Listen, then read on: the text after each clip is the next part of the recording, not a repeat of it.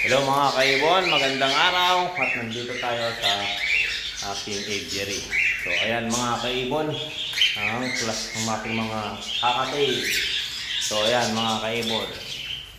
So pakita ko sa inyo yung mga kakatail dito sa flight 1. So ayan mga kaibon, wala pong normal dyan. Lahat ito ay mute at split ng follow. Saka mga heavy pied po sila mga kaibon, saka medium pied. So ayan mga kaibon, dito sa flight 1 may mga follow dyan na heavy pied, may mga follow na medium pied, at may split follow na saddleback na heavy pied. So ayan mga kaibon, kung nakikita nyo, wala pong normal, kaya wala pong normal dyan at wala pong mababang value. So ayan mga kaibon, nakikita nyo may emerald din dyan, pinagre-rest ko lang. At meron din akong mga silver. Ayan, mga silver na split ng follow na hindi daw nag-split ang silver. So split dyan mga kaibon. So ayan mga kaibon, meron din gray na follow na split. Gray na split follow, yan. Ayan mga kaibon, mga silver na split follow, mga double factor, possible split follow. Ayan mga kaibon. Ayan, nakikita nyo, silver follow. Ayan, mga silver na split ng follow, mga pied na split ng follow, heavy pied line. So ayan mga kaibon, ayan silver na split follow. Yan mga kaibon, mga matured na yan mga kaibon. Ang pinakabata yan, ito 6 months, yan si gray. So ayan mga kaibon, mga split follow hulat yan, except sa mga double factor na black eye. May mga double factor din tayo mga red eye dyan mga kaibon.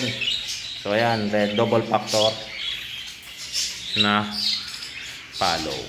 Ayan mga kaibon, nakikita nyo, mga silver halos kalamihan dyan. Ayan mga kaibon. So dito naman sa baba, mga emerald to mga kaibon, emerald line. Ayan mga kaibon, mga black headed.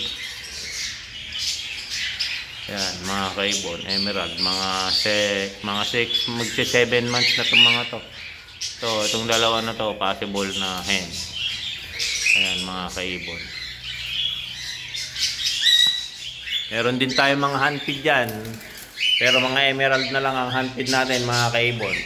So ito mga parakeet naman. So ayan, nakikita nyo mga kaibon, mga parakeet na crested, mga split ng follow, mga baji. Ayan. So ayan mga kaibon, mga backtrail. So ayan mga kaibon, kita nyo wala pong normal dyan ha, kaya huwag kayong mag-anticipate na mababa sila. So ayan mga kaibon.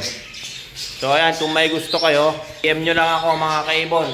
At kung nasa Manila kayo, free shipping na tayo. Ilibre natin yung transport sa Manila. Basta marami kayong magkakasabay, lilibre natin yan mga kaibon. Ako nang kakausap sa mga rider. Kung nalalayuan kayo, ang pinaka-kon dyan ang subject is depende sa kukuha. Kung marami kayo, ako na pong bahala sa shipping kit sa rider. Ride safely nga sinasabi nila, kaya sa rider tayo makikiusap. So ayan mga kaibon, ayan mga split ng follow ng mga heavy pied saka heavy pied follow.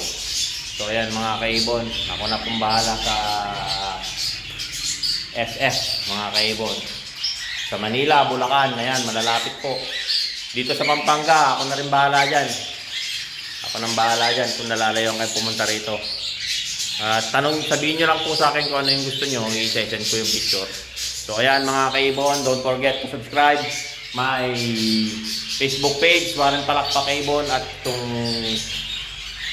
Facebook account ko na to, Mr. Tigasin. So ayan mga kaibon, saka subscribe na rin po kayo sa aking YouTube channel, Warren Palakpak Kaibon. Pa-follow and share na lang po mga kaibon. Marami pong salamat. Hanggang sa muli, paalam.